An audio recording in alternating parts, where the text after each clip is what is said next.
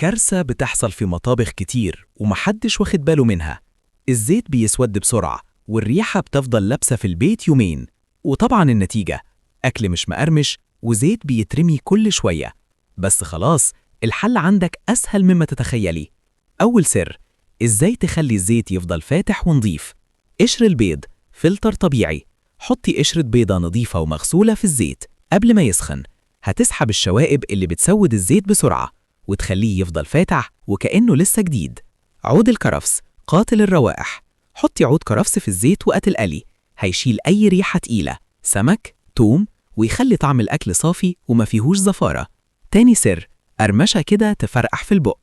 رشة الملح قبل التسخين السر الكبير. حطي رشة ملح بسيطة في الزيت وهو بارد، النتيجة تقلل الطرطشة، تمنع الأكل يشرب زيت، تديكي قرمشة زي المطاعم. تكة شيف مهمة جدا: أي حاجة هتتحط في الزيت لازم تكون ناشفة كويس. المية، طرطشة، زيت اسود بسرعة. اعملي التكات دي وهتدعيلي من أول قلية. وما تنساش تصلي على الحبيب. اعملي لايك وشير علشان نوصل لأكتر عدد ممكن.